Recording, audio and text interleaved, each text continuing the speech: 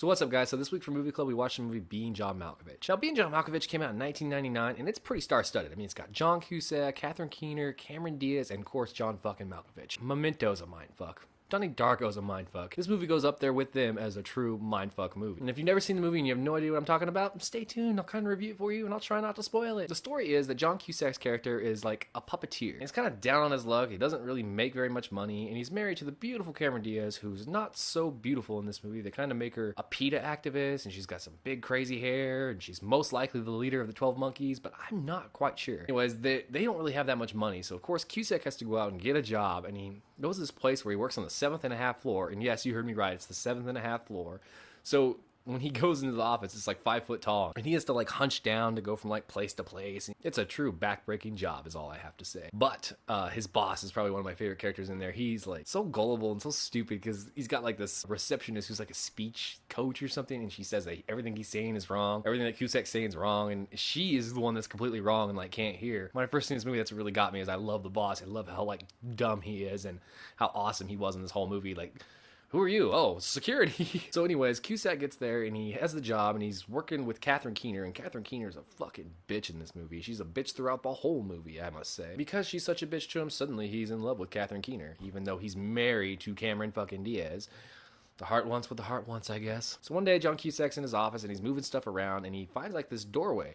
And he opens it up and he sees like this tunnel. And out of curiosity, of course, he goes crawling through it to see what it is and see what's in there. And he ends up stumbling into John Malkovich's mind. And he can't do anything. He's just like in John Malkovich's head. He sees everything he sees. He hears everything he hears. He can't move him or anything like that, but it's like he's living as John Malkovich.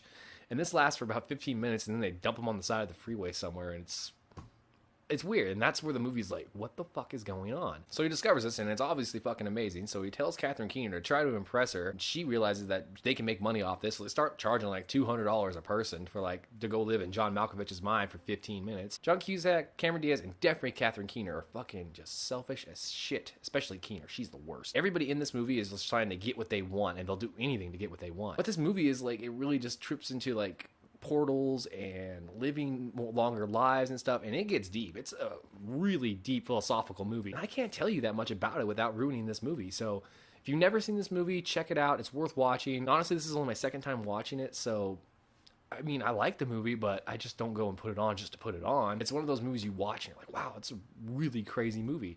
And John Malkovich is the best character in here. He's playing like himself, but then he's also playing himself in different ways. I can't say it without just ruining this movie, so I have to leave it out. But it's well worth watching at least once, and you'll be blown away by it, by its originality, the plot, music of it. It's very creepy, very eerie. The vibe you get from it's crazy.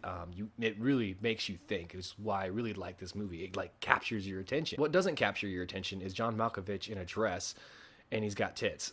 That's just kind of fucking freaky. That's really all I have for this review. I hope you guys enjoyed it. I hope it gets used. I know I'm really late, but as always, good pick this week. I can't wait to see what we do next week, and I'll talk to you guys later. Bye.